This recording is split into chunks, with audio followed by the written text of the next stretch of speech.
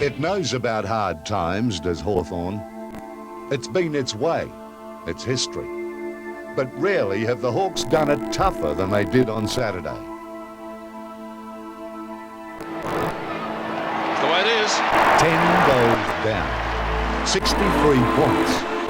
Last week's draw must have crushed them, bruised their spirit. Minutes into the second quarter with the Saints rampant, it was now obvious.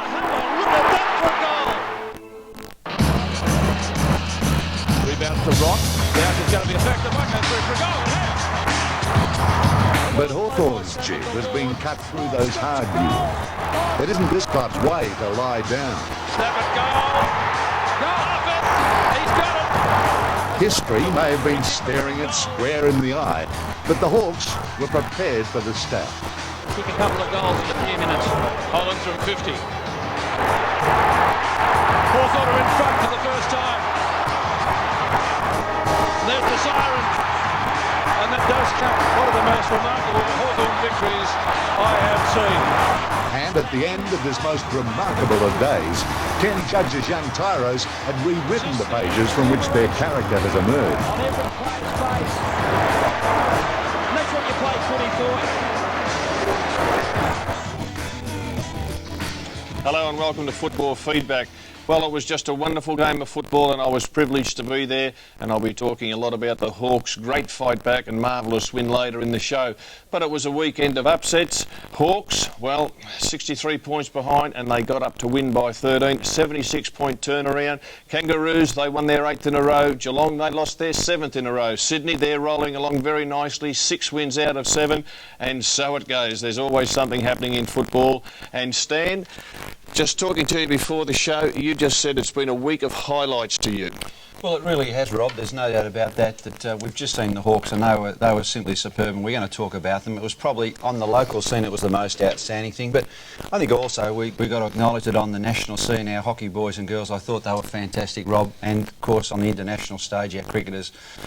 Well, I tell you what, it's really pumped my chest out. I thought they were magnificent, and my hat's off to all the boys, and more importantly to Steve Waugh. I thought he was just a magnificent leader, in not only in using the bat and setting his side, but just the example he set on the field. I thought he was superb. Well, they were marvellous, weren't they? Yeah. In that drawn game, did you think Paul Rifle, instead of going for the mark, should have gone for the strong spoil and belted it back into play? Well, I was amazed that people said, at one stage I read a little bit where they said that he dropped the sitter. Well, I thought that probably when he had a look at his hand, the hole right through it would have been right through, because it was hit like a tracer bullet, I thought.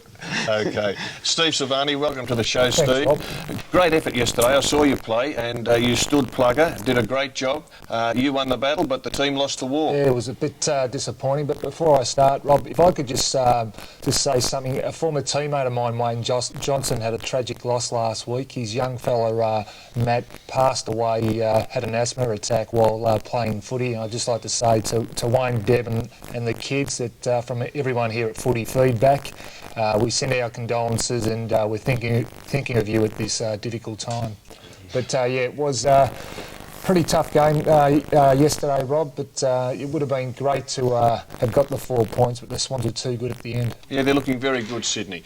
Moving along, and Rohan Connolly from The Age and 3AW. Rohan, you've got a smile on your face because your two teams, well, they just can't do a thing wrong, and you're not letting anybody forget about that. Sydney and Essendon, and you're even talking we and us in the meeting before there when you spoke about the Bombers. I've got a question for you.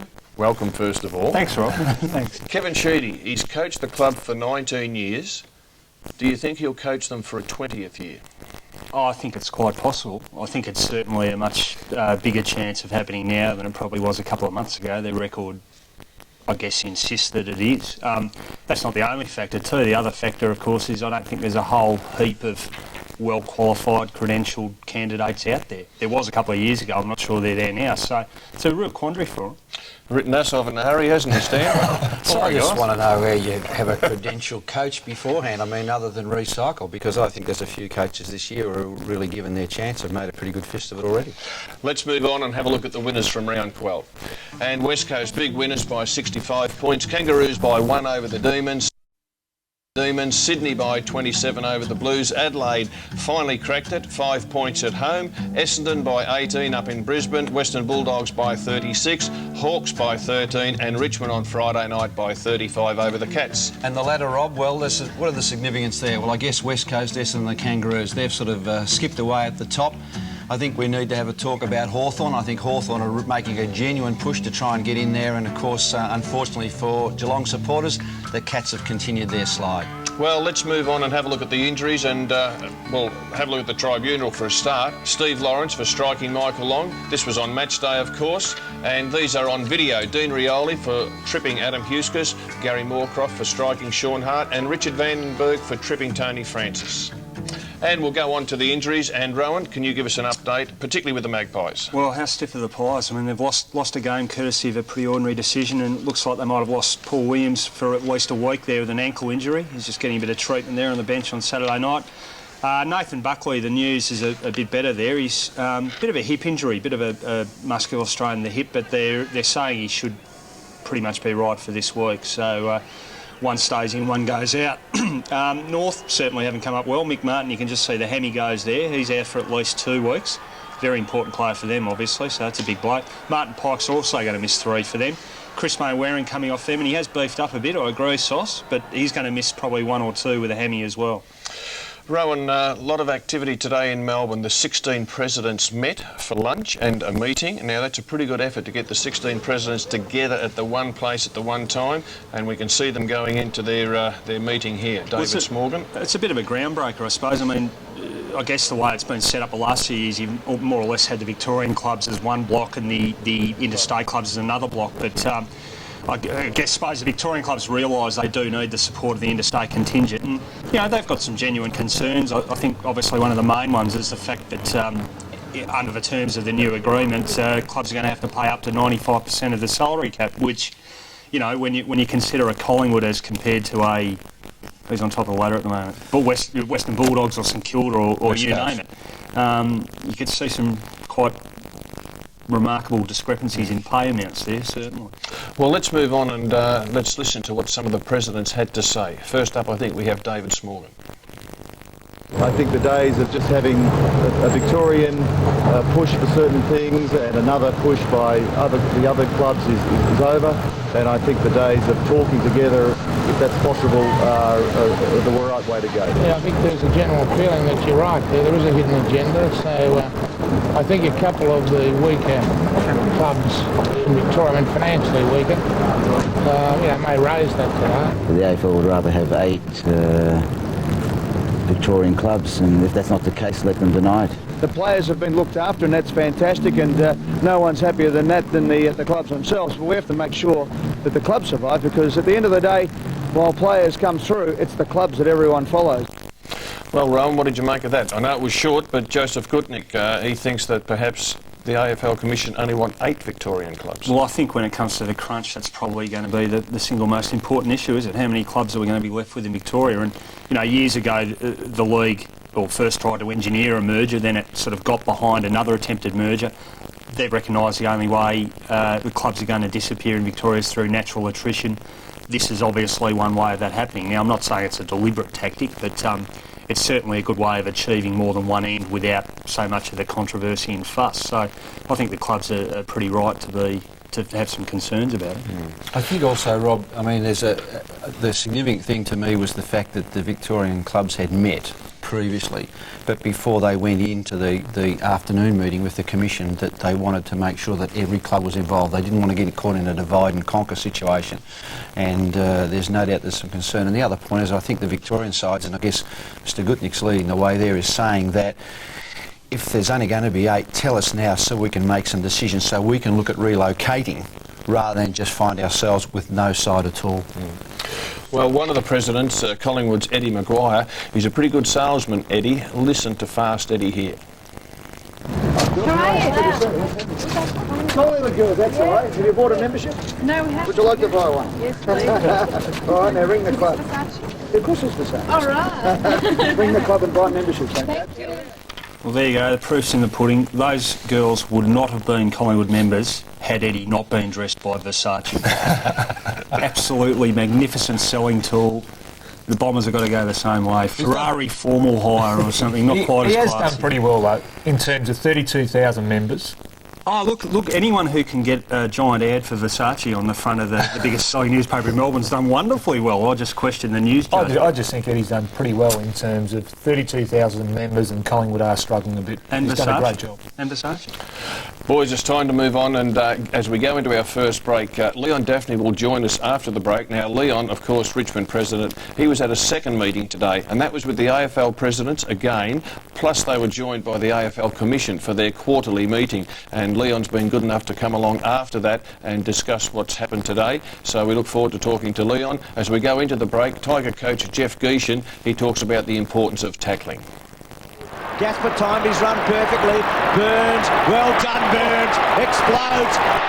Caught, holding. Yep, this ball was good. Terrific. The chaser was terrific. Yeah, because Burns was away and McKee really ran him down and got him. Players like Burns and Hocking and these types don't need many opportunities to really punish you. So one of the things he wanted to do was try and make sure we didn't give him a lot of room, and we had players joining in to help with that sort of stuff. And if that was obvious, the boys have carried out their instructions pretty well. At the back, Matthew Knights dragged down Sampson. Second goal for the corner. Yes. At the end of the day, it just tears your heart out when you can put that much effort in for 3 1/2 quarters and then be overrun like that. And really, that's probably the most disappointed I've felt over the last 7 weeks, I must admit, over that last 7 or 8 minutes. Kicks the ball in the direction of Grant, gathered by Rohan Smith. Right this one down.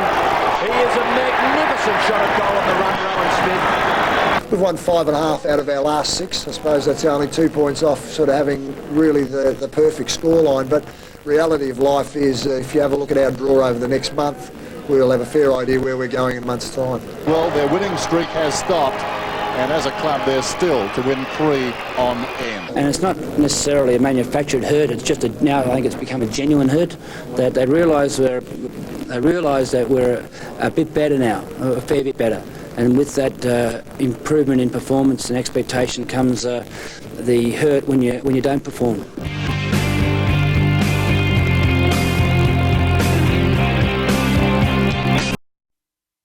Comes the hurt when you don't perform.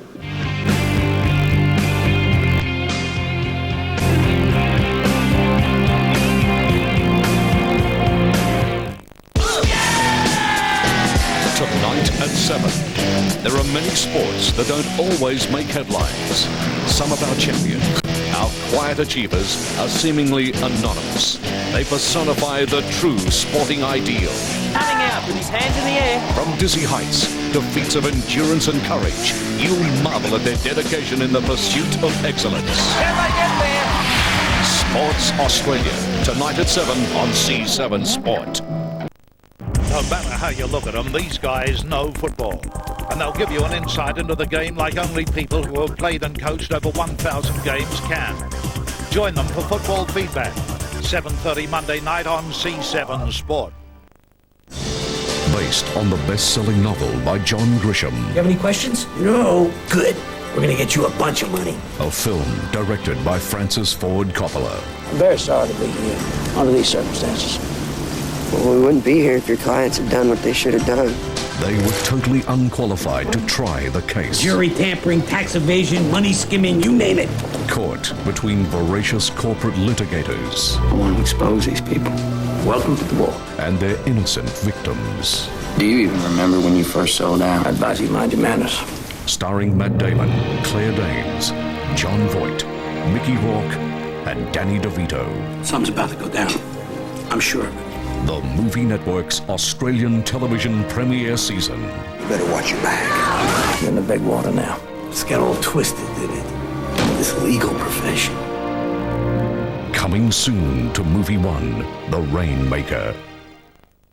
Now, here's one we prepared earlier. Hello?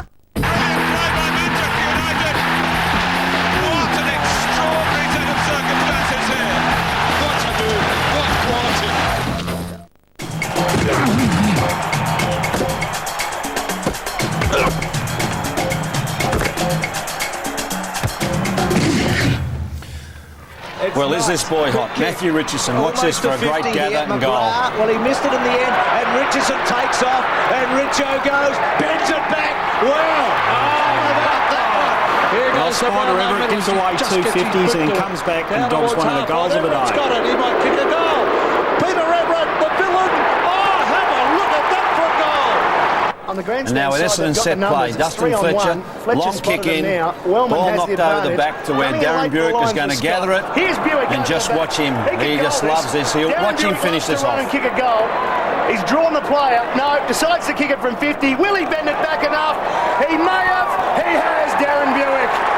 They work I reckon on this every bloke should night. only ever kick check sides. Have a look at this freakish effort. Good luck. You'll be right. Check side. Yep. Oh, look at that. Jarman has put the Crows back in front. And now Jeffrey Farmer, this is why they call him the Wizard. Watch this. Farmer around Bell, not bad to Hopgood, measures the hand pass, back to the Wizard, he'll have to give it off. No, he won't. Around two. Past Bell, that was great. Kicks. He might have kicked this one in the goal umpire, I think he has. They're all headed back. Well, here he is, the other Matera, Phil. I told the world he could play, and he can. Just watch this. Advantage of Philip Matera. Cummings is on for the short one. Philip Matera goes around and kicks the goal himself. And now Captain Courageous, Paul Kelly, irrepressible brilliance. Nobody, you watch this, nobody breaks a tackle of Mackay like this. Kelly gets free. Kelly gets a goal. That is a team lifter. Paul Kelly, well, a marvellous footballer, and we saw him do that a couple of weeks ago up at Sydney. Did it again at Optus Oval to set his team up for a great win. It's with a great deal of pleasure that I welcome Richmond President Leon Daphne. Welcome, Leon. Robert. Busy day for you? Well, it has been. There's been a couple of meetings of presidents and then a meeting with the Commission, and lots of, I think, good things have come out of today, though. How did 16 presidents get together at the one time? Well, I think it was not before time. It's not very often that the 16 presidents get together and talk about issues facing their clubs and footy generally, and I guess the Victorian clubs had been meeting for some time over issues such as the reserves and the structure of Victorian football, and then it's progressed to other issues, and it was important as it progressed to other issues that the other clubs in the national competition were involved, so that's how we all got together today. Well, it was a 3-hour meeting, Leon. Obviously you talked about a fair bit. In a nutshell, what would you say were the key couple of concerns of the clubs? Well, I think one is, I guess, first of all, the total player payments was increase of $500,000 was a concern of every club. How much that would be funded by the AFL, who had still to this date have not indicated how much they will in fact fund that increase. That was one concern. I guess the other concern was the issue of communication and consultation between the clubs. The interstate clubs had felt that the Victorian clubs were developing a bit of a lobby, and I think that we were able to resolve that issue very satisfactorily, and from now on I think that you'll find that when the presidents come together that all the 16 clubs will be involved. And in fact, one of the initiatives that has been agreed to by the Commission today is that the Commission itself in total will meet each of the club presidents together at a collective meeting on a regular basis, probably 4 times a year. Shouldn't that be happening already?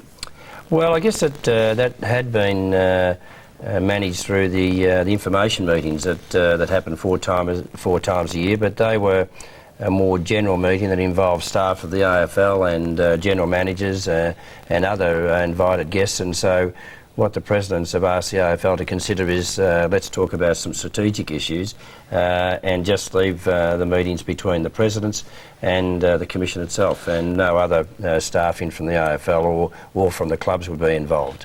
Let's go back to that $500,000, Leon. Will Richmond have to find that themselves? No, I don't believe so, Robert. I think that what the AFL have indicated is the request to the clubs today is that they will consider the concerns of the clubs, the cost increase that is involved, a bit more than was expected. I think that I should say, though, that most clubs, I think, would say that the collective bargaining agreement that was negotiated by the AFL with the Players Association has been a very, very good agreement, and obviously have been some trade-offs during negotiations that led to the increase beyond expectations of these total player payments next year. But the AFL have taken on board the concerns of the club and will then advise us in the not too distant future, I expect, as to what amount of funding they'll provide of that $500,000 in both the year 2000 and the year 2001. Would the concerns of the clubs about coming up with that extra, say, sponsorship money,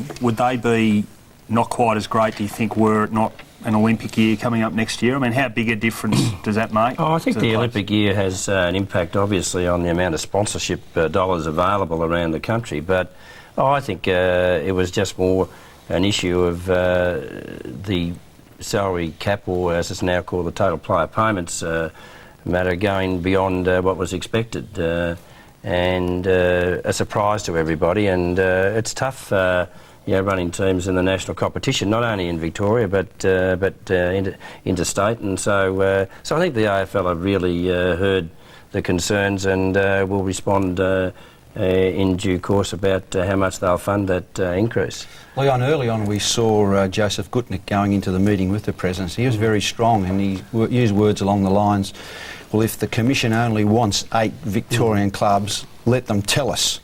Did it get to that stage? Oh, I think that there's concerns among the Victorian clubs that that it's getting harder to have 10 teams in Victoria, and they would like to understand is there any hidden agendas, as it was suggested by a couple of presidents. But the Commission, as far as I understand it, have said they believe it's going to be very difficult to maintain 10 clubs in Victoria, given the size of the market. And they have expressed an intention to increase the number of clubs in Sydney, and in the longer term expressed a vision to increase the number of clubs in Queensland. And I think that what the Victorian clubs are now asking is, if there is a definite plan, can the AFL articulate that? And the AFL again have taken that on board and said that when they meet with the presidents for the first time, maybe in 4 to 6 weeks, that they'll articulate their response to those concerns about the number of Victorian clubs that can be maintained by the competition. Have they changed their tune on this? I mean, not long after the failed Hawthorn-Melbourne merger, the views seem to be, well, mergers are gone, we're happy with 16 teams in the competition. Has the thinking changed a bit? No, I don't believe so. But I mean, I'm not really on the commission. But I. You're a candidate.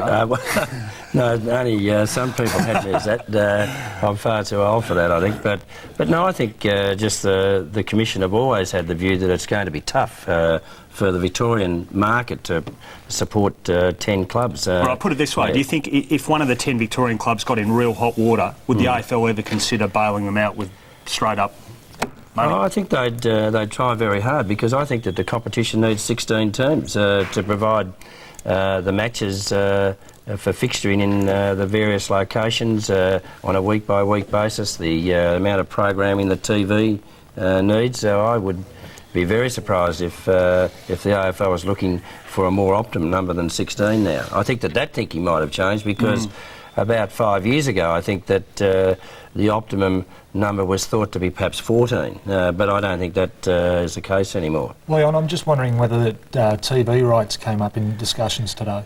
No, not really, Stephen. I know that that's an issue of some debate between the clubs as to whether the clubs should be able to negotiate their own TV rights, or whether the AFL Commission centrally should negotiate the TV rights on behalf of the competition. The Richmond Football Club's view is that the AFL should do that, because we believe that they have a much more better position to negotiate a better outcome for everybody than individual clubs. I know that some individual clubs might be able to do that more successfully just for themselves, but if you added the total, I don't think it would be as good for the competition. Leon, there's been a feeling amongst the Victorian public, and I get the distinct impression over the last few weeks with this groundswell, that the presidents feel that there's almost a them versus us AFL Commission, when really the two bodies have got to come together for the good of the game. Is that a fair perception? I mean, is that something that needs to be ironed out? Oh, look, I think there may have been a view about that, certainly expressed in the media, and I think that the media were probably receiving comments from presidents about their views of the way the Commission was running. But I think that was really put to bed today. I think that all the presidents, all the clubs are very supportive of a consultation process where the Commission and the clubs work together for the betterment of the game. And so, I certainly felt that was a very positive outcome of today's meetings. Leon, let's get on to the game itself and talk about Matthew Richardson. Yes. Now, he's very good form. Yes. How do you view that? Oh, well, we're delighted, Robert. It's very expensive form. Here he is being pretty angry. Now, you've seen that before. However, a few dollars off. However, Stan said he returned I want to know, why did he get 50 metres? What did he do wrong?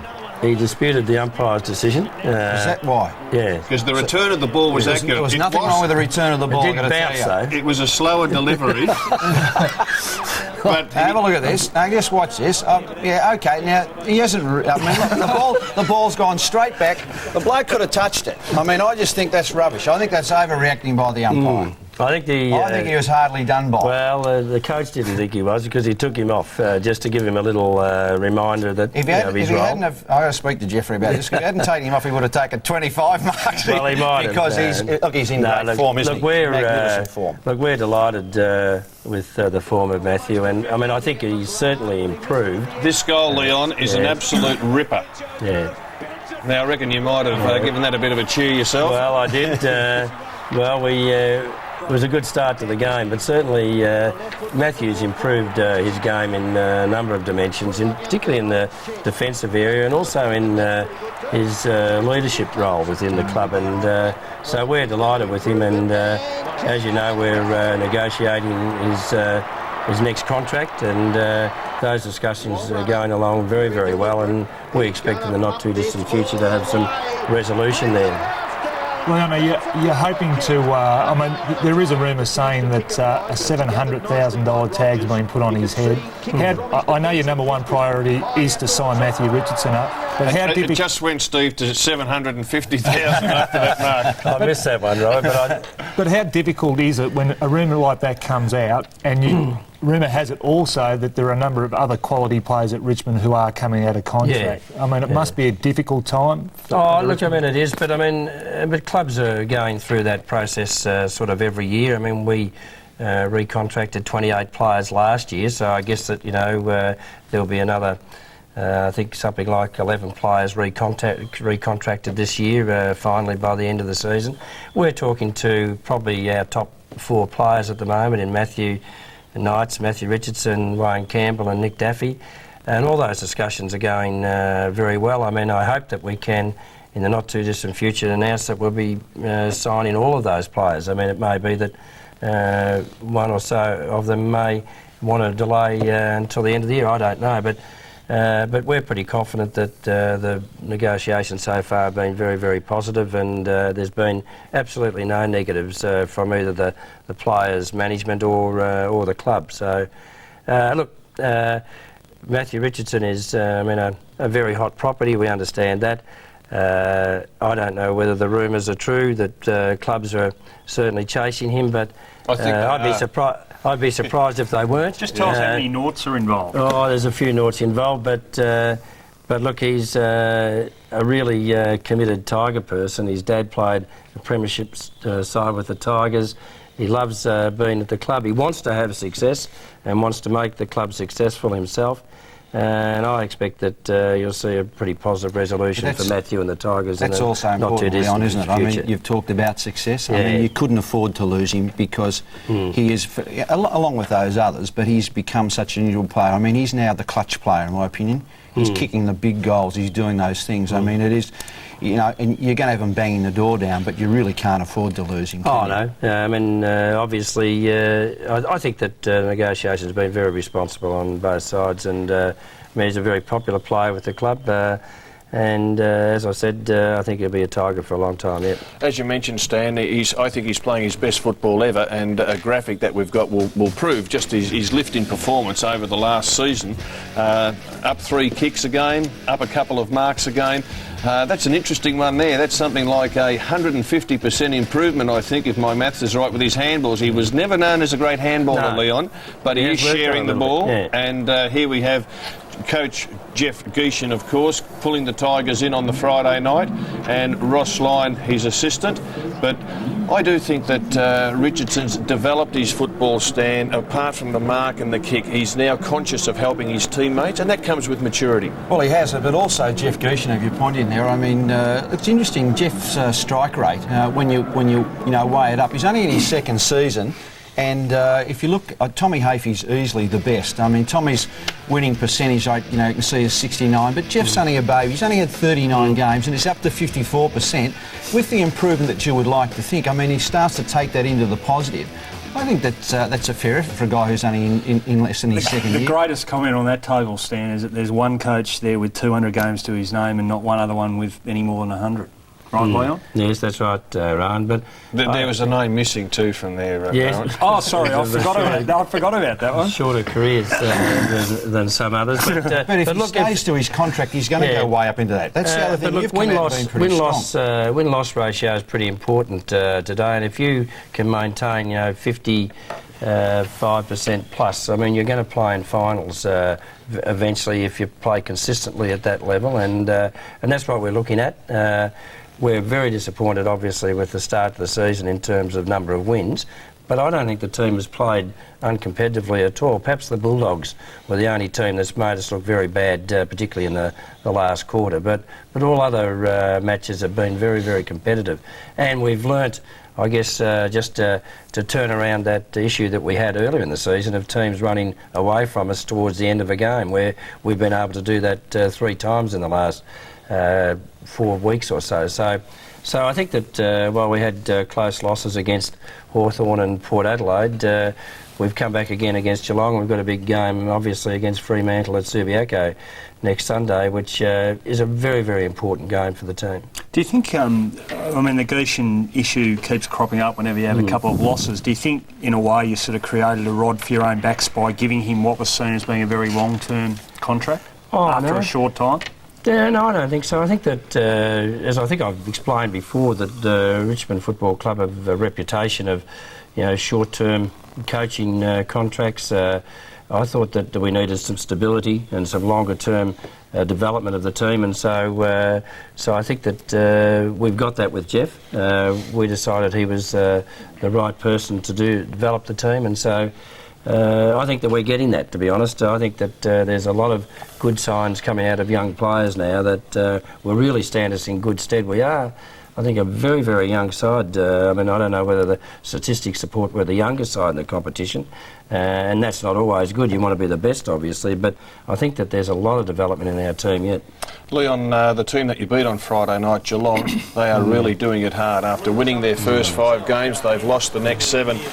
And Stan, just interested in your comments on Gary Hocking, who was known as Whiskers last week. What did you think of all of that? Well, I just think that it was too much pressure put on him, to be quite honest. I know that he was ill. We talked about that, and I know that he had a very good stopper on him in Duncan Kellaway, who's put a lot of blokes out of business. But I just think that it just showed, really, to my way of thinking, the folly of it. If they got 70,000, I think they lost it out in terms of that man. I think just the whole thing's taken toll on him. Well, that was interesting watching the kids in the crowd. They had the whiskers painted on their face.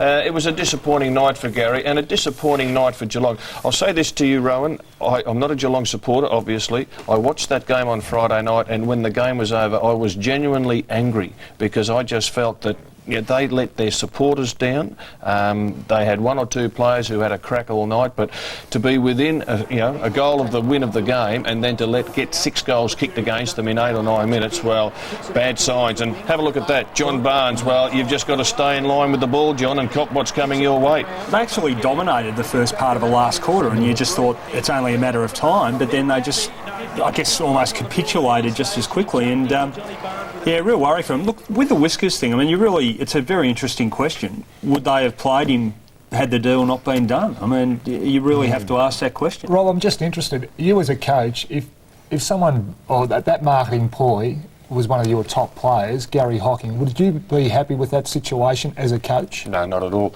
I understand it's a different world that we're in, Steve, and all of these things, and getting dollars for your club, all of those things are important, but I think they paid a pretty heavy price for it. They lost some credibility, I think. What about as a president, Leon? I mean, you know, do you risk holding your club up to ridicule? Yeah, I mean, look, I guess that I don't want to comment too much about Geelong's position, but certainly I think it was a little bit demeaning to a champion player, and I think that probably maybe Geelong would, if they had their druthers, wouldn't do it the same way.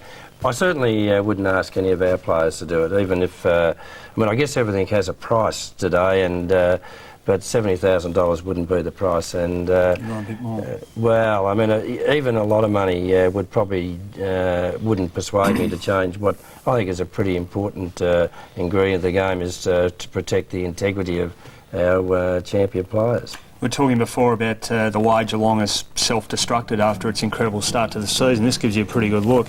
As you can see, they led Hawthorn round 6, lost by 2, led Freo by 17 at three-quarter time and lost by as many, led St Kilda by 25 early in the last and lost by 10, and Richmond, they were 1 up with 15 minutes left and lost by 6 goals. So final quarter possessions, have a look at that. I mean, less than half their opponent in the St Kilda game, and well, considerably less in the Richmond game as well.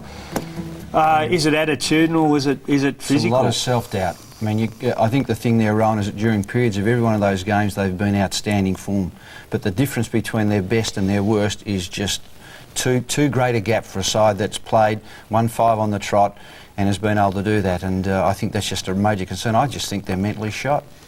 Leon, just before we finish up, question for you. Are you still hungry in your role as president of the club? Because it's demanding. You're up one week, you're down the next, and I know you take the losses pretty hard. Does it get to you?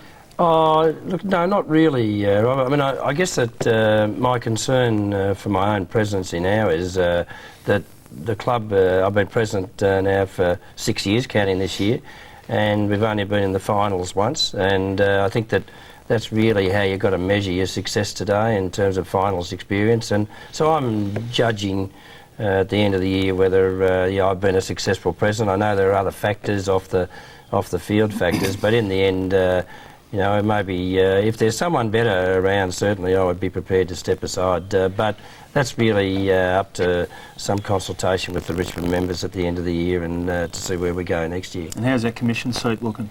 Oh, I don't think you'll find me on the commission, Rohan. Leon, thanks for coming in. We know it's been a very busy day for you, and all the Football Feedback viewers, they would really appreciate the fact that you came in tonight, you went out and did that. We certainly do appreciate it. We wish you and the Tigers well for the remainder of the year. Thanks a lot, Robert. And now it's time to go to another break, and as we go to the break, Timmy Watson, he'll talk about his Saints, who've lost a couple in a row, and after the break we'll come back with one happy Hawk, Daniel Harford. There's the siren, and that does cap one of the most remarkable Hawthorn victories I have seen. As a club, we just have to work hard together to arrest this, this last couple of weeks of disappointment. And if we're a good side, and I believe we are, then I think that we can come out of it quickly. He's the type of player that could bob up and kick a couple of goals in a few minutes. Holland from 50. Hawthorn are in front for the first time.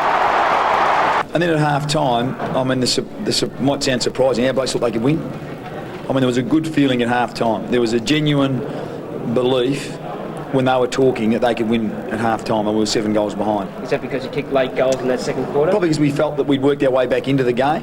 And the players actually just, I mean, at half-time I said to them, I can sense you think we can win. I could sense it in them, and they said, well, we think we can. So and that was pretty positive. 55 metres out, beautiful pass by Young, as he would say, Barry, because he's found Dean Wallace, who has made an impact since coming onto the ground. Wallace is a player that, is an unusual player. I mean, I know he can cop the wrath of a lot of people, but he's a very hard player to play on when he's fit.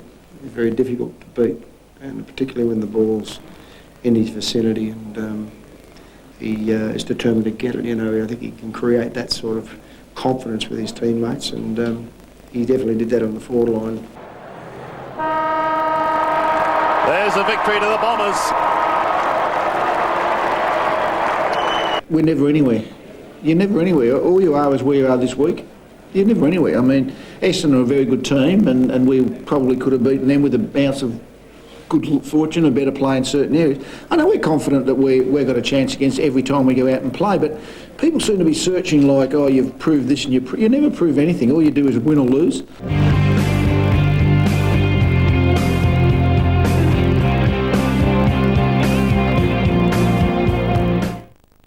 Footy Focus, 7:30 Thursday nights. It's all about team balance.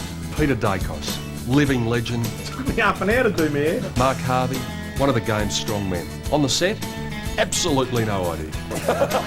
PD, Dakes and Halves with a few famous mates. Last time I was as a jungle native. So. That's Footy Focus, 7:30 Thursday nights. Nothing too serious. Are we still going? Yeah. Serious next week. I'm not being paid enough to do this. All the big names this week on Optus Television. On Movie 1, George Clooney and Nicole Kidman in the premiere season of The Peacemaker. Somebody set that nuclear weapon off. On MTV, a brand new series. Welcome to Video Cliches. C7 Sports has the AFL season continuing live. On Ovation, a Pet Shop Boys premiere. On Movie Extra, John Cusack and Minnie Driver in the premiere season of Grosse Point Blank. That's this week on Optus Television. July, and the action's hotting up on C7 Sport Channel 13. NRL, every hit, every tackle, every game. He scores again! AFL Season 99 kicks on. Cricket, the first and second tests of the England-New Zealand series. Rugby, the New South Wales Club Rugby Premiership and international matches. Stunning try! See more sport in July on C7 Sport Channel 13. Champion filly, got his nose in front, off in the slipper. We're talking horses for courses, 6:30 Friday on C7 Sport. Host Brendan Parnell and the inside story on the sport of kings. Join me each week on Bred to Win as we capture the beauty and majesty of the thoroughbred breeding world, the star new foalings, we profile the superstar stallions and all of the action from sales rings around the world. That's Bred to Win, Friday 6:30 C7 Sport Channel 12. Not going to be their ninth goal kicker. Stewie Lowe. 63 points. It's a mountain. No one had climbed one this high before. But in the next 80 or so minutes, Hawthorn was to become football's Hillary. Rebounds to Rock. Bounce is going to be effective. Might go through for a goal. It hits. Oh, well played by Salmon the Lord. Lord steps a goal. Oh, great goal to replace Salmon. Lord was calling for Thompson. Oh, he's sort of starting to come out. Well, he's kicking for his second. Nathan Thompson. He's kicked it.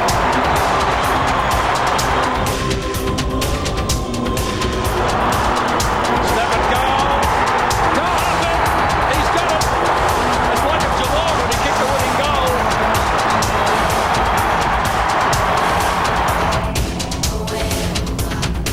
Nathan Thompson for his third goal. Oh, this looks good. And he's stopped it. Should kick it. Undisciplined. Going against the goal. Can they get another one before three-quarter time? Into the three-quarter time huddle. He's got it. That is an important goal for Hawthorn. Couple of goals in a few minutes. Holland from 50. Hawthorn are in front for the first time. There's the siren. And that does tap one of the most remarkable. Wins surely come no better than this. That is a remarkable victory.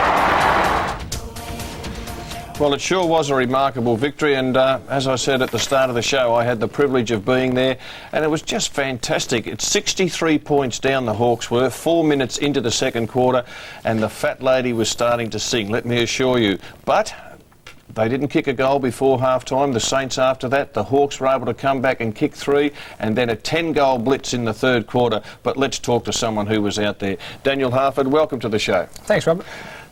Have you come down, or are you still floating? Because to see the Hawk guys walk off the field, arms wrapped around each other, and your supporters and your president out there on the ground, it was just a wonderful sight. Yeah, it was pretty stirring stuff, and I suppose going at half-time when you're 45 points down or something, last thing you think is you're going to win, but the feeling we had in the rooms was very positive, and I think it enabled all the players to get together and just say, hang on, we're still in with a show here, and if we just chip away at St Kilda, who looked a little tired in the second half of the second quarter, we might just get over the line if we work hard enough. I have to ask, what grounds did you possibly have for thinking that?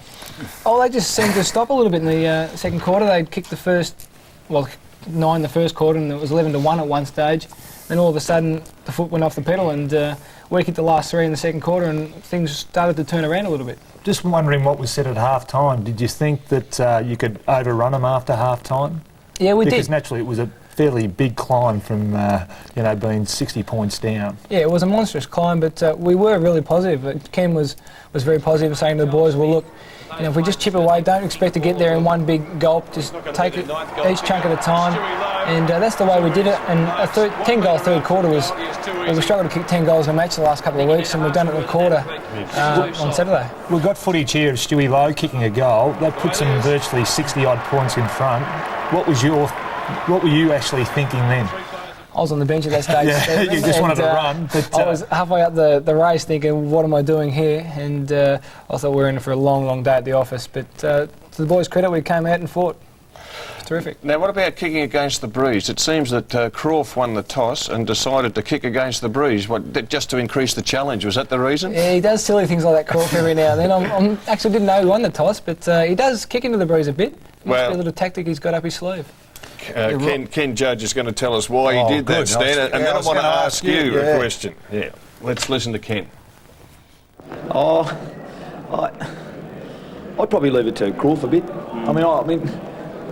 I don't think you can make those kind of decisions from the coach's box. You've got to leave the players with what they're comfortable with, and if that's what they want to do, then I think you live by the sword, you die by the sword, don't you? If they want to make that decision to do that, then they've got to play with the intensity to make sure that it becomes an advantage to us. At 63 points, then I suppose it would not much of an advantage. Yeah, I think that's an interesting observation that we've just seen. Ken, it smacks a couple of things to me. Firstly, he has an enormous faith in his players, and also they would have gone through, I'm sure, when you kick with the breeze is how we want to play, and when we're kicking it, this is what we'll do. So he felt very comfortable. But Rob, you were out there, because we're talking about Crawford. They tell me he was targeted early in the game. In what way? Absolutely. I've got no doubt that the Saints set out to knock him over, to physically and verbally ruffle him. He was set on his tail before the game started. Crawford tagged Robert Harvey. And I think St Kilda said, well, if he's going to do that, he will pay a price. And the price that he will pay will be to be physically and verbally, knocked around. And I got no doubt, Daniel, that was the plan, because when the Saints kicked those 9 goals in that first quarter, after each goal, they ran to Crawford and really got stuck into him.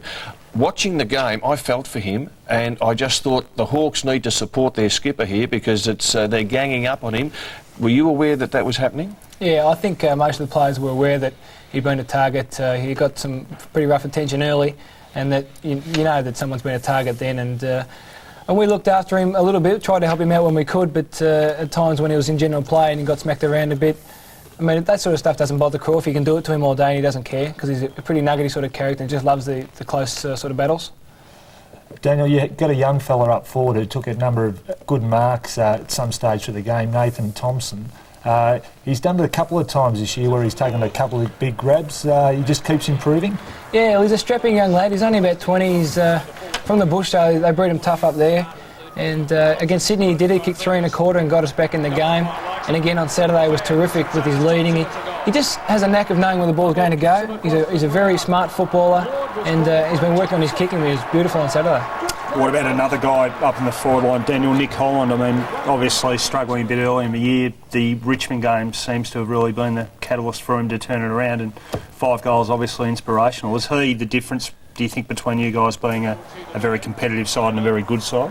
I think so. Nick's a fantastic player, we all know that.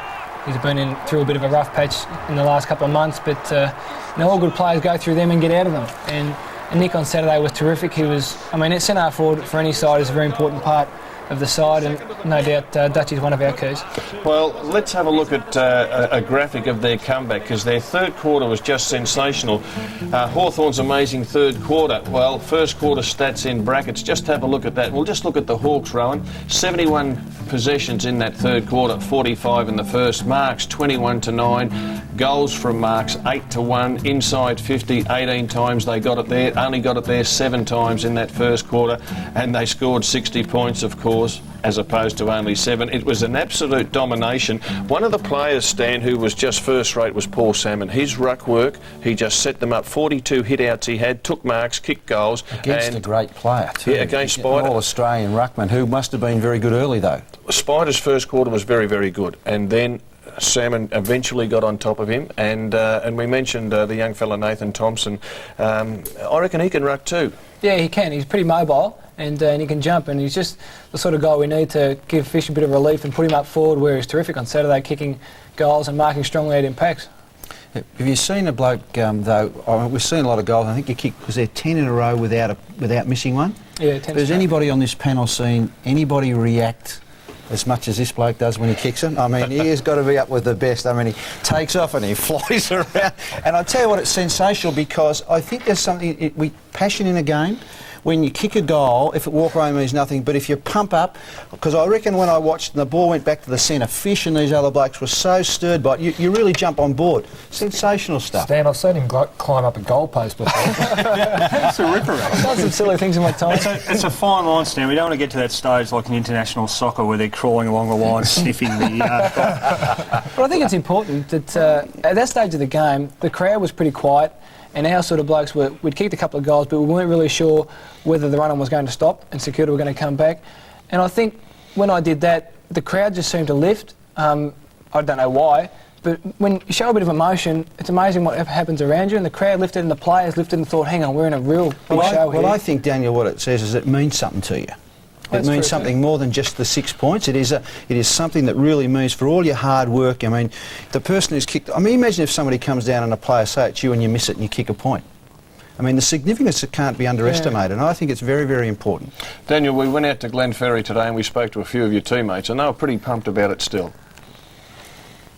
I've been fortunate to be in a few interesting comebacks, but that would rank very highly, if not the best. To be so far down and to come back and win it like that was the best feeling I've ever had in football. Just watching it from the back line at Waverley, goal after goal after goal, it was fantastic. Well, if we lost, we were really, back in the field and probably no chance of making it. We would have had to win 8 from our last 11, I think it was, at that stage. So, but now it gives us some type of hope and a chance, and as long as we can win another 2 in the next 4 games, we'll be about the place. Well, Stan, some happy lads down there at Glenferrie. What about the Saints? Well, that's the other side of the coin. I think we've all got to understand there's always going to be a loser. But in these circumstances, they'll be doing it hard. I think that probably the interesting thing is that they've become very public, haven't they? Tim, I think very calculated the week before, came out and talked about his players having inflated egos and big heads.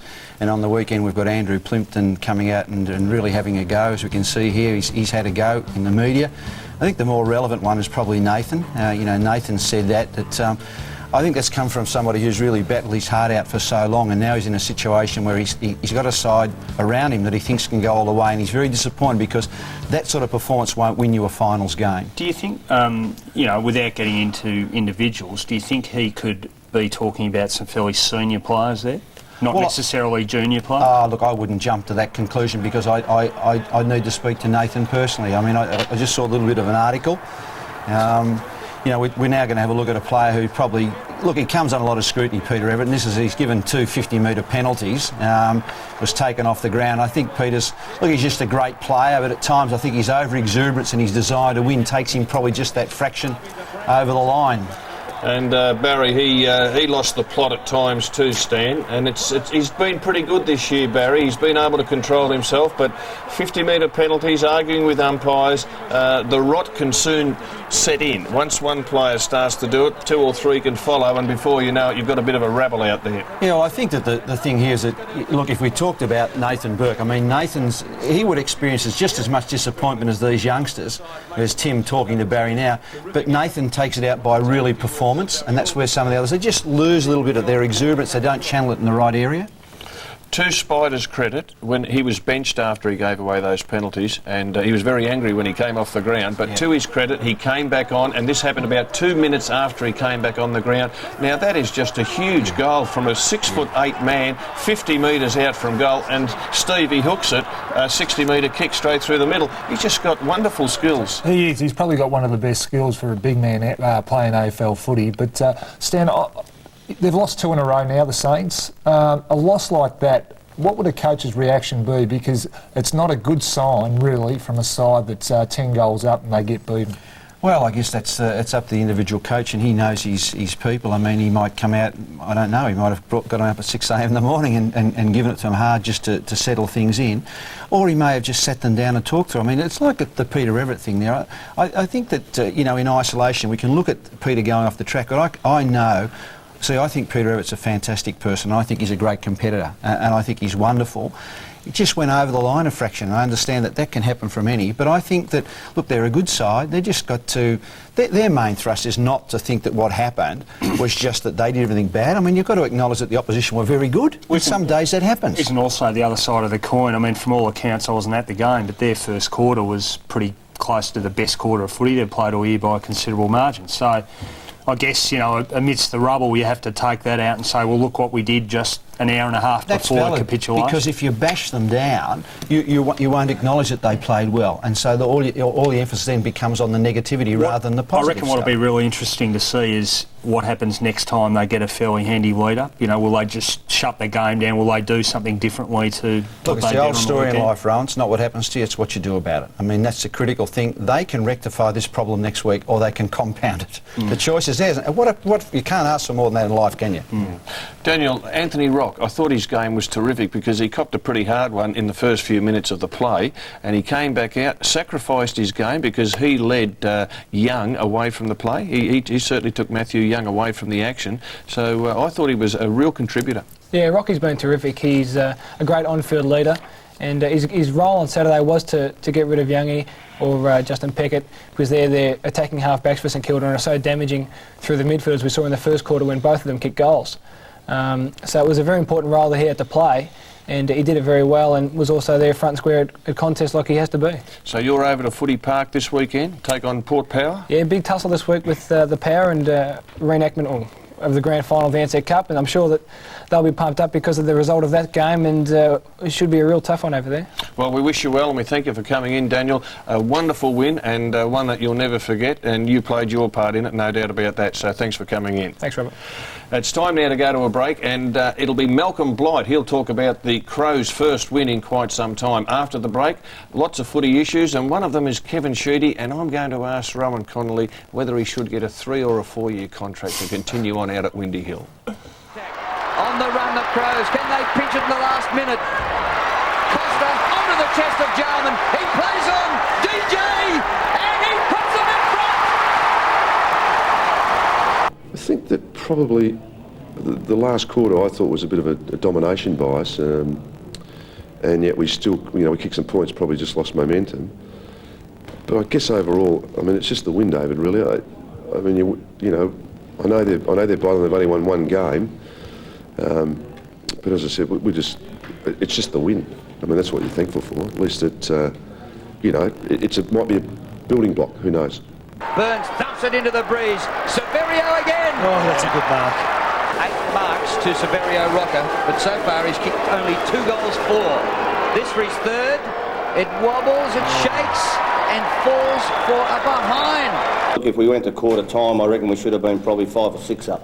And that could have put the pressure. I've said it a few weeks in a row now, but Seb understands. He doesn't, mean to miss goals, but he's there to probably, as they say, we pay him to kick goals. But it just wasn't to be tonight. But Yeah, I thought, he was very good. He was dangerous and, not converting well. We all know that. We all saw it. We can't do anything about it, except practice. Pearce for his second goal. He's missed it. I think we kicked 4-11 at one period of time. It's like I keep saying, you get your window of opportunity and against all sides, and if you use it well, you're a chance to win. If you use it badly, you most times get beaten. So the Swans have had 16 scoring shots to 18, but they lead by 8 points. Well done, Bolt. Bolt did well. Oh, it's terrific, wasn't he? And that's what we know about the kid. He's just ferocious at it and really knows no fear. And his couple of tackles in the third quarter, but that, I think, probably symptomatic of him is that bad handball he received, I think, from Stuart Maxfield. And most players, probably in our side and probably in the league, would be prepared to accept, it's gone, and just his ability to push his opponent off and retrieve the ball and keep it going our way was just a sensational effort.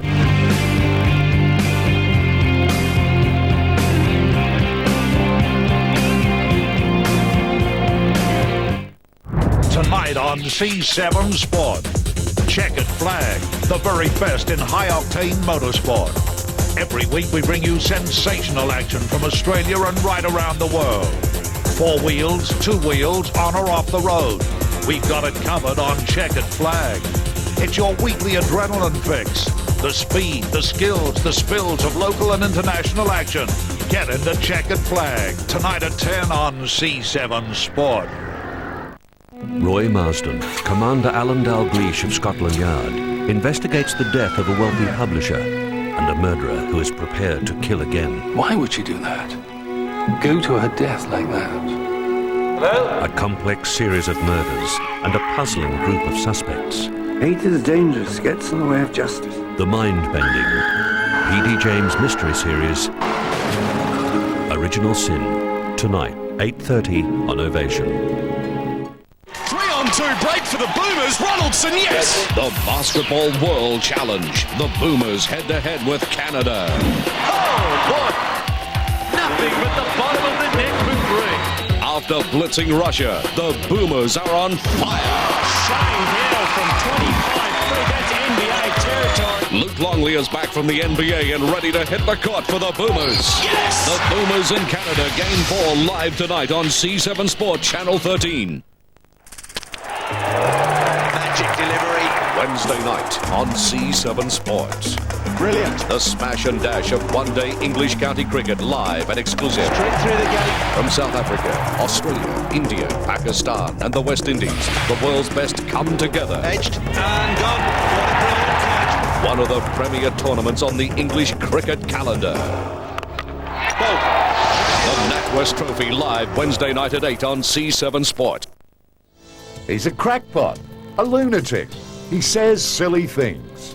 He'd be a pink marshmallow, Dawson, and Miller would be a white marshmallow. I mean, that's about where I see those two softies, 19 years he's been at Essendon. 3 times he's taken them to the promised land. Some reckon it hasn't been enough. They want him out. They reckon he's finished.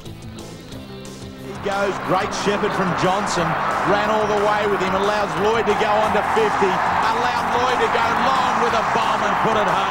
He's a long way from being finished. Such a long way from that. Kevin Sheedy, the master coach, has got his underman, no-name, has-been Bombers sitting near the top of the table.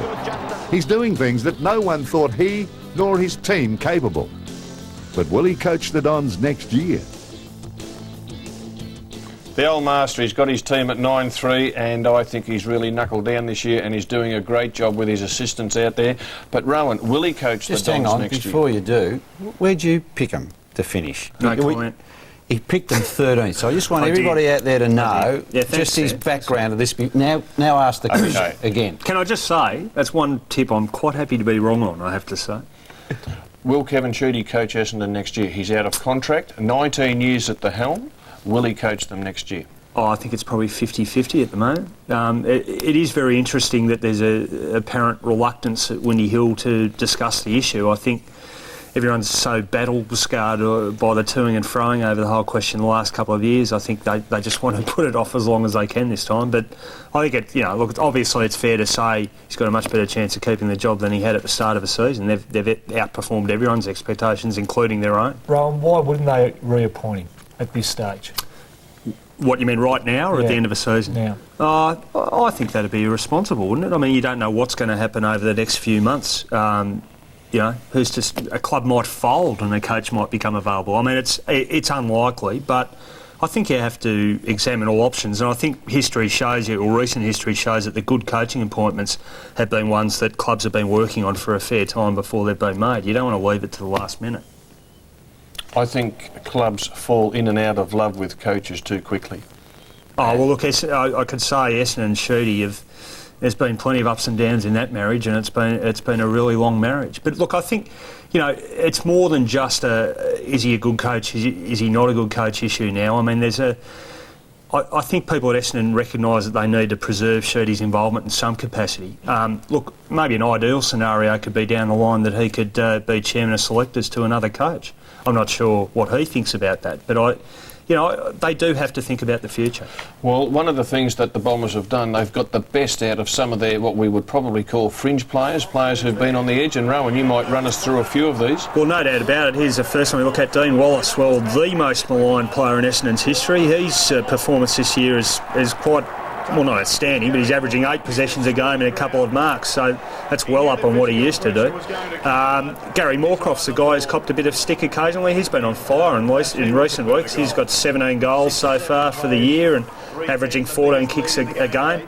Steve Alessio, well, a bit up and down. I thought he was a bit disappointing on Saturday night, but look, when he clicks, he's sort of the icing on the cake for the Essendon forward line, so by those reckonings, a very important player as well. And just a couple of others too. Paul Barnard's a guy who's had a fantastic season, I reckon, on a half-back flank, and is a real key reason behind that defence probably being the best in the league at the moment. Same with Barry Young, easily his best season of league footy. And look, they've all been valuable contributors. I guess if I have one reservation, I wonder if come finals time, it may just be the class factor that finds a couple of... There's also some good kids, isn't there? Just have a look at Mark Johnson. I mean, look, there's the youngster, broken collarbone he's come back from. Look at that sensational tackle there.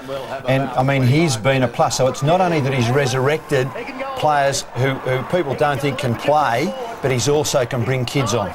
Absolutely. Look, Johnson, the proof of the pudding about Johnson is the fact that he's only played 2 senior games prior to that, and yet he only played 1 reserves game before he came back in the side. He's a very valuable member of the defence, and what he might do also is enable a guy like Damien Hardwick to possibly play in midfield a bit more. And Michael Long, I think he's playing, well, the best football that we've seen him play for quite some time. And boy, can this young fella play. Dean Rioli, now, he is a genuine class act, Stan.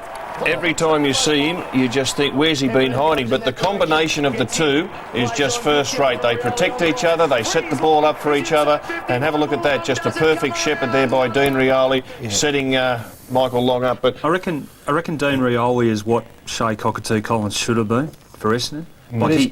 Have you seen anybody as a mature rookie as that guy?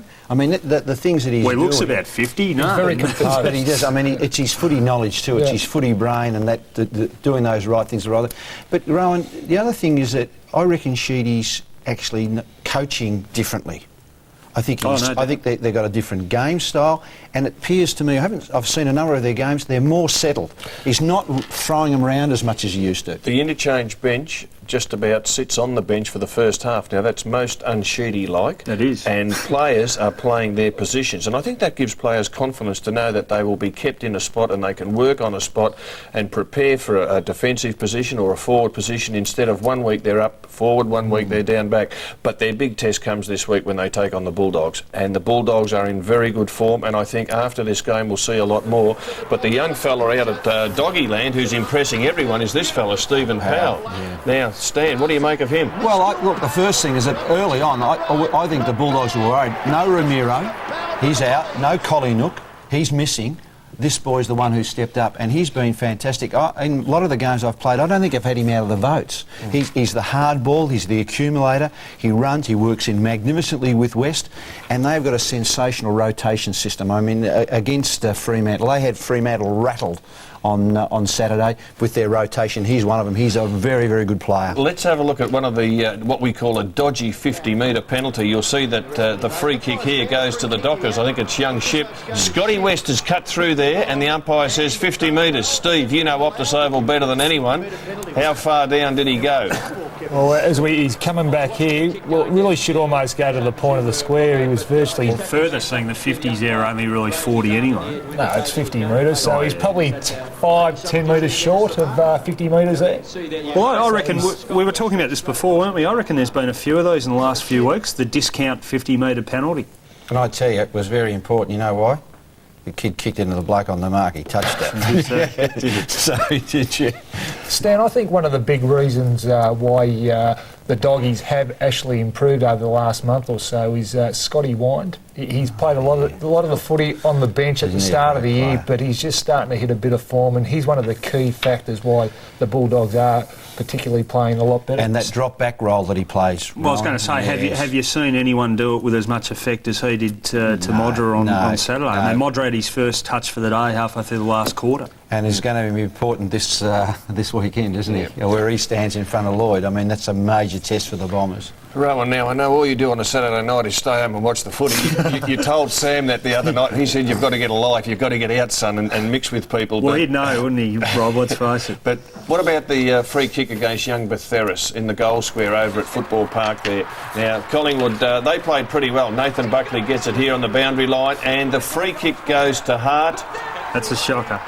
I mean, look, technically, OK, his hand is placed on his back, but there's no force there. It wasn't enough to push Hart over. No, that's a bad decision. It was a very hard physical game, dying seconds.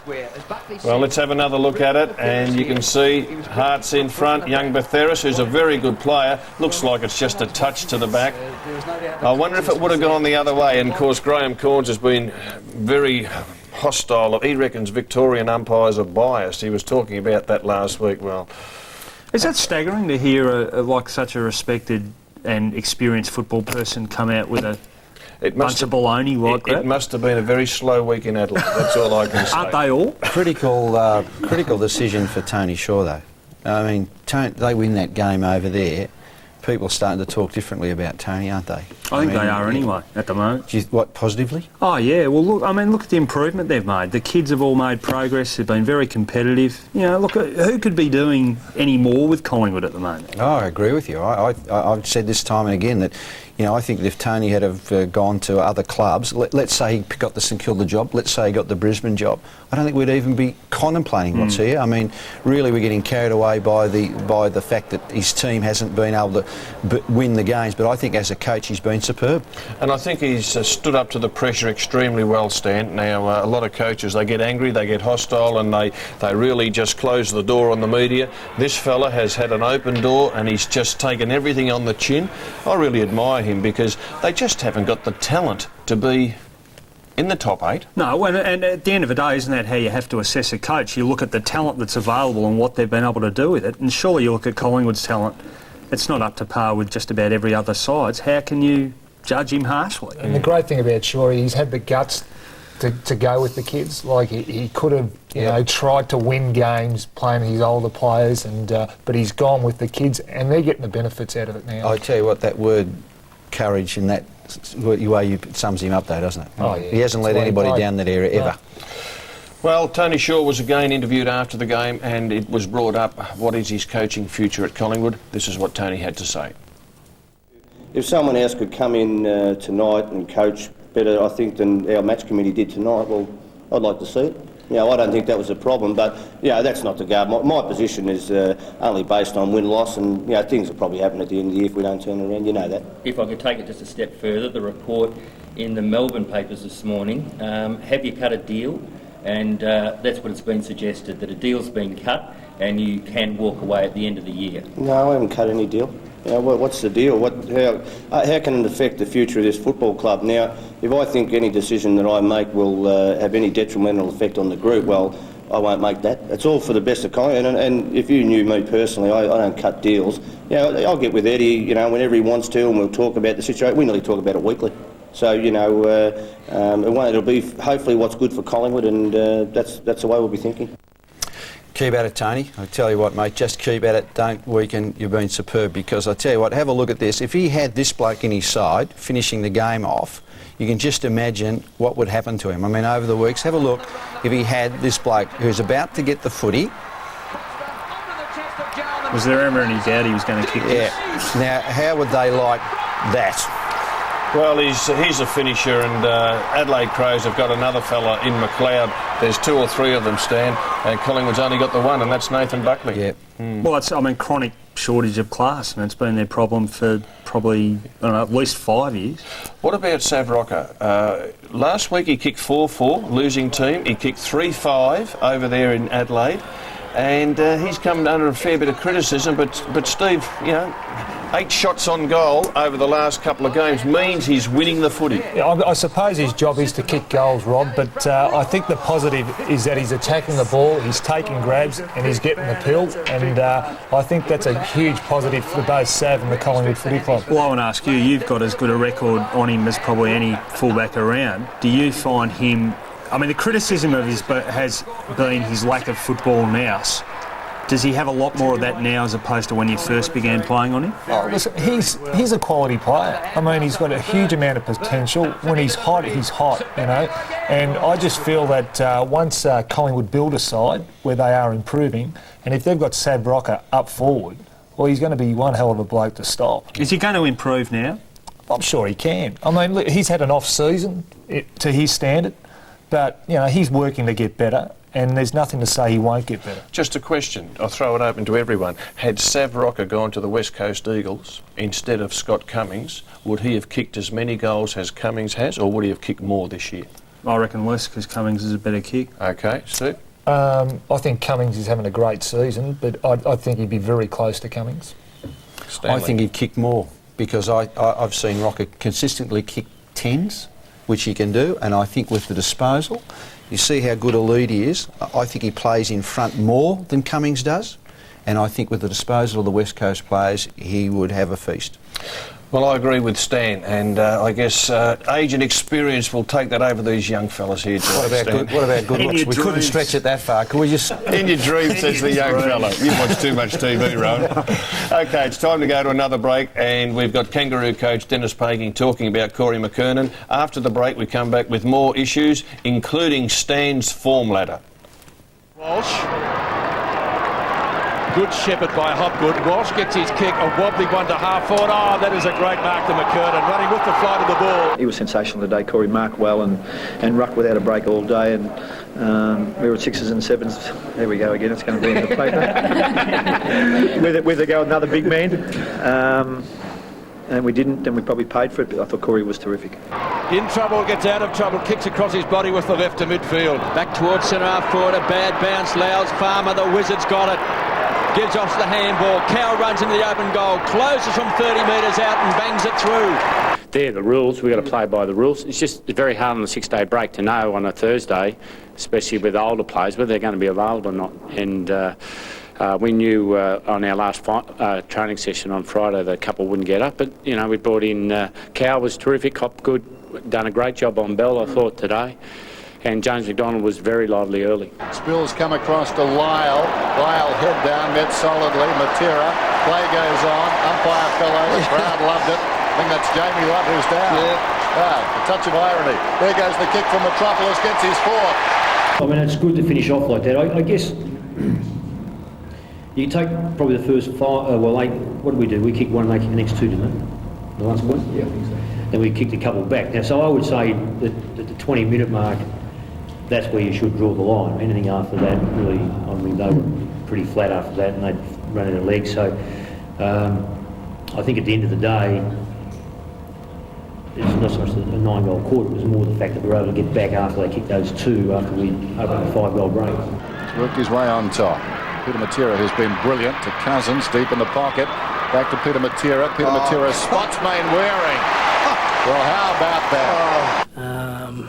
Not good enough. Is that dramatic enough? No, obviously, no, we weren't good enough. We actually come over here pretty confident that we can do all right. So we're disappointed, and certainly losing by 11 goals is something that we're not happy with.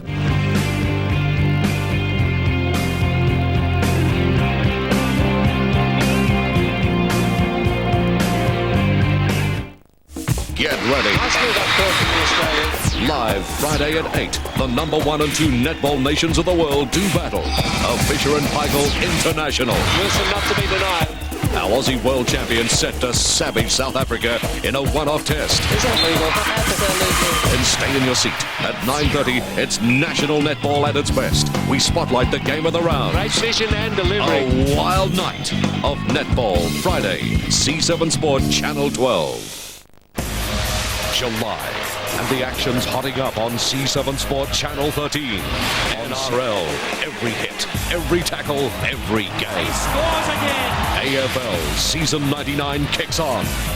Cricket, the first and second tests of the England-New Zealand series. Rugby, the New South Wales Club Rugby Premiership and international matches. Stunning try. See more sport in July on C7 Sport Channel 13. The Movie Network will take you to a place only 12 men have gone before. I can feel a shockwave in my chest. Celebrating the 30th anniversary of mankind's biggest adventure in the event of 1999. I just want you to come home. Stories never before told. We got a bad fire. The countdown has begun. We have a liftoff. The Australian television premiere From the Earth to the Moon launches July 19 on Movie Extra. You've never seen it like this before. On C7 Sport, it's a Saturday special. Exclusively live at 2 p.m, direct from Waverley Park, it's St Kilda and Collingwood. The Pies are already in purgatory. Now the Saints intend to make their life a living hell. It's pride on the line as Shaw's troops climb out of the trenches. Don't miss it. 2 p.m. Saturday, exclusively live on C7 Sport.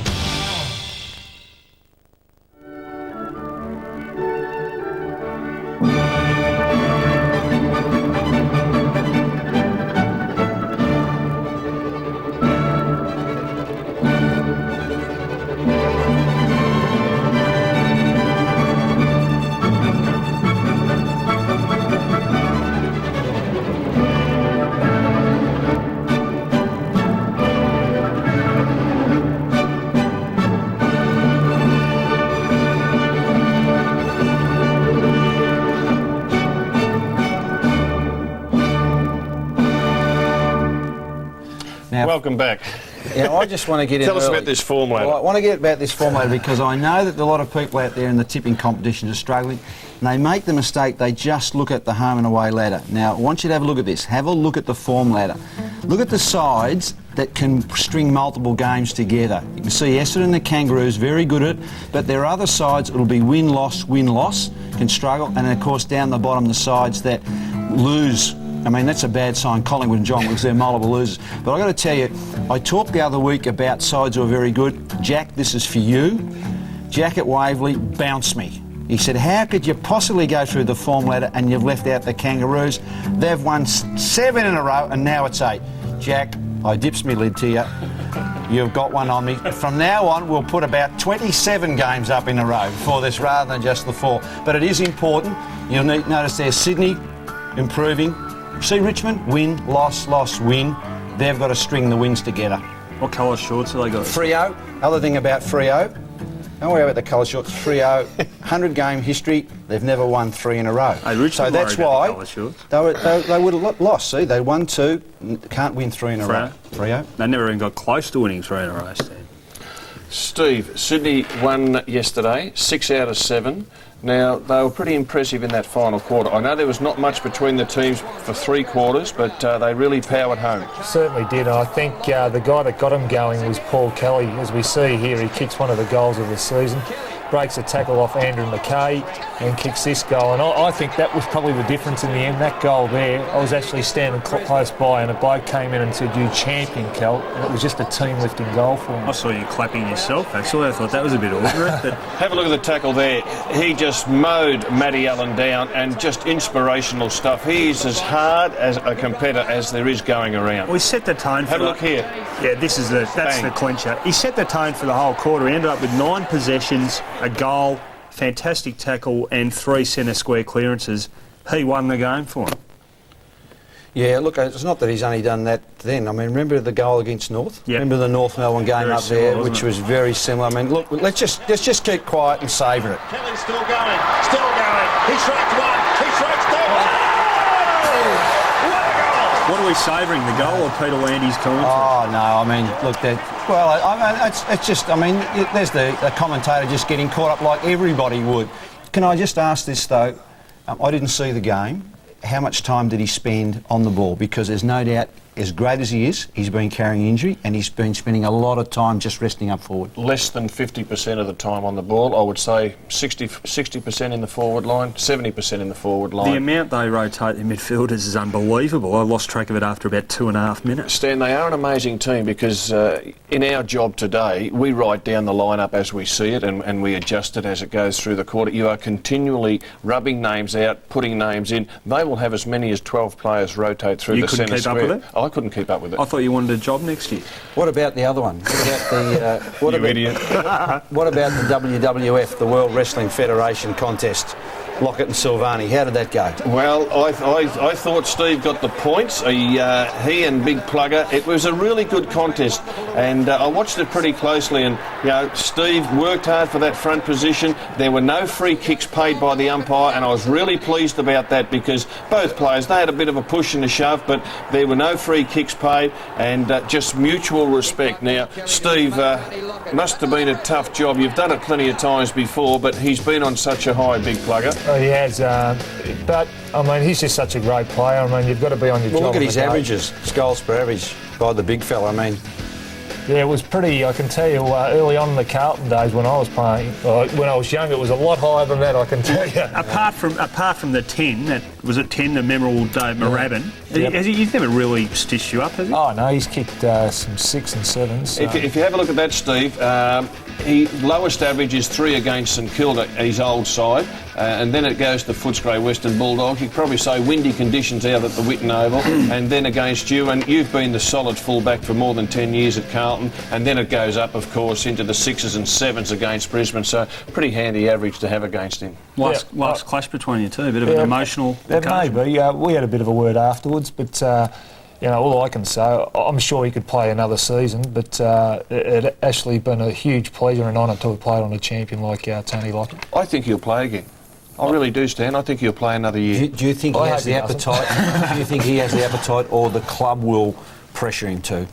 The club will definitely want him to play, and I think he's enjoying his football so much that he'll go again. You wouldn't think the club hassling the player would have any impact on his decision, would you? He's a pretty strong-willed sort of guy. Oh, sure. But let's have a look at this now. I want you to have a look at Leo Barry coming in for a boundary throw. And what's your thoughts on this? Well, he's gone in and grabbed it in mid-air and brought it down to ground. Are you happy with the contest in the air? Yes, but when he comes to ground, he's grabbed the ball, and I reckon as soon as he's grabbed, holding the ball, I think if he elects to come up and take it, I believe he's in possession. I totally agree with you, Stan. I just feel that happens. That happens quite a lot in terms of players come over over the back, they grab the ball, yet they're tackled straight away. I mean, it's a ruck contest. But didn't you get rid of it straight away? I mean, if you took away, I don't know if we can say it again, but if you took away the actual ruck contest and just showed the second bit of it, you would have said he got rid of the ball. I'm pretty sure, but if he was retarded with the ball, I believe it should be a free kick. Yeah, I think that's okay what's happened there because he hasn't been retarded enough, has he? He gets up and the tackle on him isn't really strong enough. Yeah. Lance Whitnell, now, what did you think of his game yesterday, Rohan? Coming back into form or still struggling a bit? No, I thought O'Connor had the better of him, really, and it was like the twins playing on each other, just in different jumpers. Bad miss there. O'Connor's knocked off low the week before, and Whitnell, he's becoming a bit of a secret weapon. A much maligned player is doing pretty well. Rodney Eade fell in love with him when he played for the Allies. He won the best of field for the Allies a couple of years back, and Rodney Eade coached that game, and I've got no doubt that that's why he's up in Sydney now. Steve, looking at Carlton play the last couple of weeks, I think they lack a tall forward, a second tall forward. We're just going to have a look actually at Wayne Carey in the heart stopper against the Demons, and he was struggling. He apparently come in with a bit of a back injury, but he's just a mercurial player, isn't he? Yeah, well, maybe he's the tall forward that Carlton could do with. I'd love that in there. Look, he's playing with injury, there's no doubt about that. He did not train last week, and there was some doubt as to whether he would play. But, look, he's just a wonderful player, and he's actually set a record. He's the highest goal kicker at North Melbourne in the history of that club. Well, if you have a look at that list there, I mean, the common denominator around him, Longmire, Spencer and Blight. Well, Blight didn't play full forward, he did a couple of years, but I mean, he's a centre-half forward. Yeah, he's leading the goal kicker. Great effort.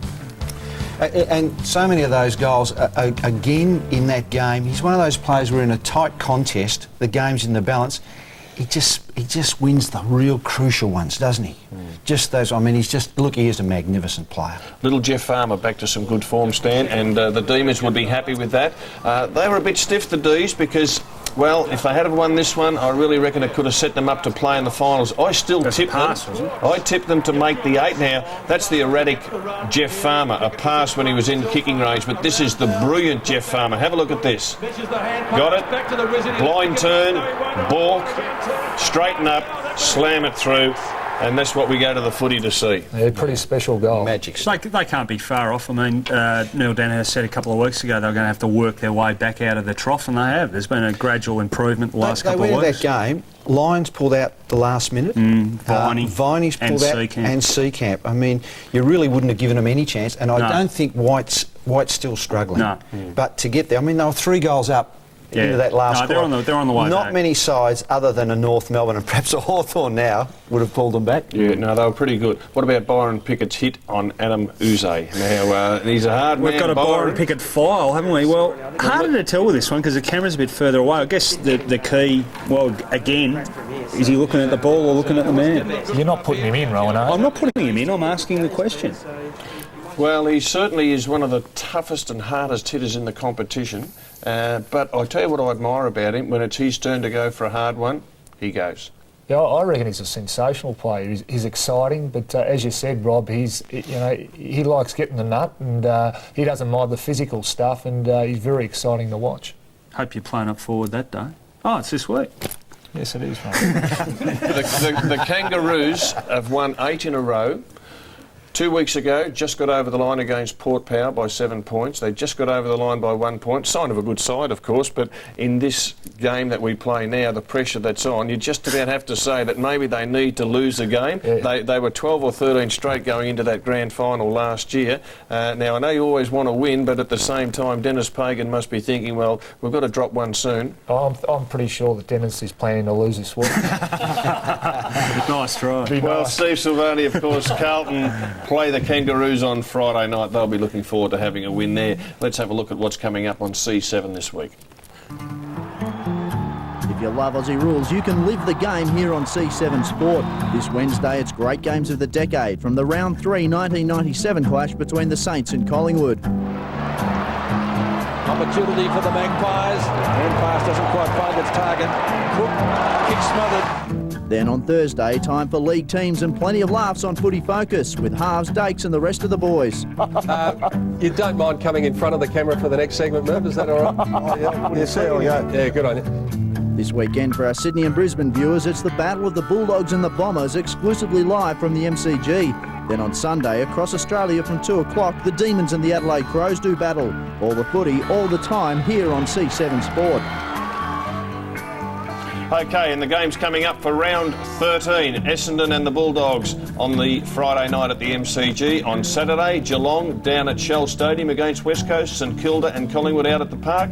Port Adelaide take on the Hawks at Footy Park in Adelaide. Kangaroos play Carlton. And on Sunday, we've got Sydney and Brisbane. Fremantle against Richmond, big game there for the Tigers, and Melbourne play Adelaide at the MCG, and I reckon Adelaide will really know that they've got their work cut out for them because the Demons will come back and hit them with everything after that 1 point lot.